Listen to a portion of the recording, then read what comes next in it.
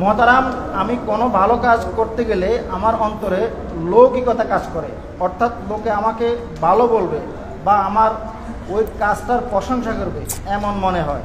এমত অবস্থায় আমার করণীয় কি? শুকরান। আসসালামু আলাইকুম ওয়া রাহমাতুল্লাহ। নাহমাদুহু ওয়া নুসাল্লি আলা রাসূলিহিল কারীম, আম্মা বাদ। সম্মানিত উপস্থিতি, একজন ভাইয়ের প্রশ্ন, যখন কোনো নেক কর্ম করতে যায় সেই সময়তে তার মনে মধ্যে শিরকুল রিয়া, তাদের লৌকিকতা কাজ করে, যেন আমি এই কাজটা করছি অমুক ব্যক্তি যেন দেখে বুঝে, এটার জন্য। এরকম যদি অন্তরের মধ্যে বারবার আসে, আল্লাহর কাছে পরিত্রাণ চাইতে হবে। আউযুবিল্লাহ, বিসমিল্লাহ এটা বেশি বেশি পাঠ করতে হবে। আর দ্বিতীয়ত, অনেক সময়তে শয়তান ওয়াসওয়াসা দেয় অনেক নেককার বান্দাদের কাজের মধ্যে, সে এসে প্রবেশ করার চেষ্টা করে তার আমলটাকে বরবাদ করার জন্য, ওয়াসওয়াসা দেয়।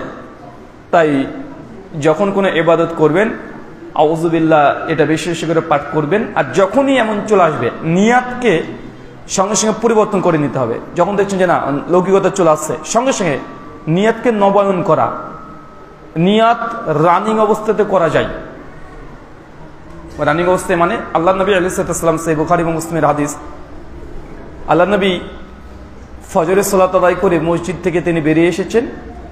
এসে আম্মা জান আয়েশা রাদিয়াল্লাহু তাআলা আনহাকে বলছেন, বাড়িতে কিছু খাবার আছে? না। আল্লাহ নবী বলছেন, তাহলে আজকে সিয়াম থেকে গেলাম। তারপর বোঝা গেল এটা রানিং অবস্থাতে তিনি নিয়াত করলেন।